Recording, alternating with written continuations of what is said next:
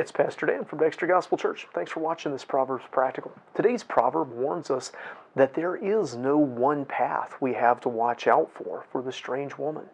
We're in Proverbs chapter 5, verse 6. It says, "Lest thou shouldst ponder the path of life, her ways are movable, that thou canst not know them." So the strange woman, that's what we're being warned about here in Proverbs 5, and she's the person that morally we shouldn't be with. She's the temptation away from faithfulness. This person may not or may be a bad person themselves with evil or harmful intentions. That's not the point. They may think that what they're doing is right or good for themselves or good for you, but their words are sweet and oily, telling us what we want to hear, not challenging us and urging us to what is right. They want us to pursue happiness rather than holiness. But the thing is, sometimes when people encourage us or edify us or validate what we've done, sometimes that's good because what we did was right. Sometimes it's empty flattery and it's wrong. Since it's not wrong to encourage and edify, only to flatter and deceive, how do we recognize this person's path? It might be tempting to try and analyze the strange woman, the temptation that takes you from where you should be to where your lowest urges want you to be.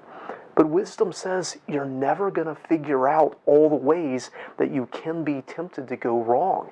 It's not just one line or one phrase or even a simple handful of them that this person or temptation will use. Now, sure, as the New Testament says, we're not ignorant of Satan's devices, but we also don't spend all our time studying what Satan does, because we're never going to get figured out all the ways that we can be deceived. The strange woman, the temptation from faithfulness, will shift her approach and her tactics depending on the person, depending on the situation, depending on her nature and personality. You'll never completely understand her. You'll never be able to mark out all of the trails that can lead you wrong.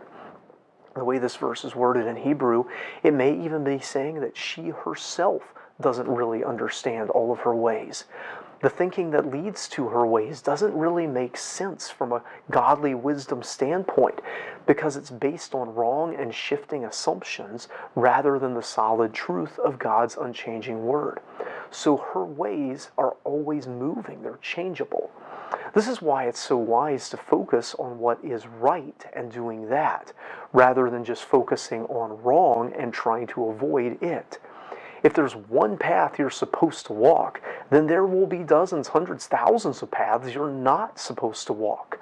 You can learn some general patterns, ways that you might be diverted from the true path, but it's far better to spend your time focused on the path you should be on than on all the ways you could go wrong.